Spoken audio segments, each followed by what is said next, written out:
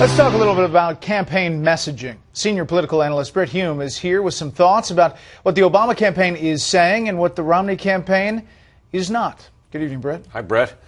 A favorite talking point of the Obama campaign is that Mitt Romney's economic proposals would simply reinstate the same tax cut and deregulation policies that led to the 2008 financial meltdown.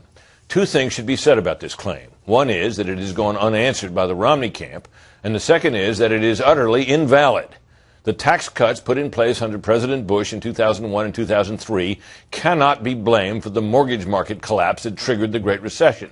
In fact, they can be credited with helping the economy out of the recession of 2001-2002 and with helping overcome the later economic damage from Hurricane Katrina.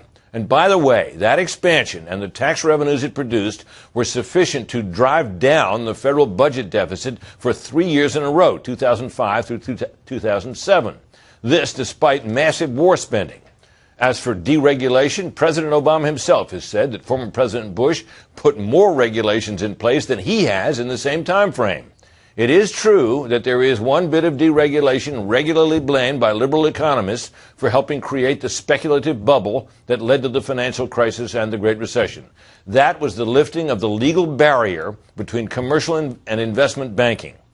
But that barrier was lifted in 1999 in a bill signed into law by President Bill Clinton.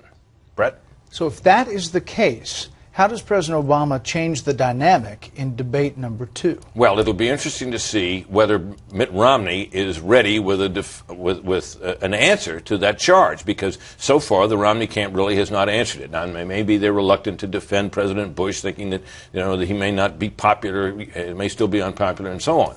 But I think how this issue stands and how well that talking point works, and I think it has worked to some extent for the Obama team, depends on whether Mitt Romney is ready to respond to it. All right, Britt, thank you.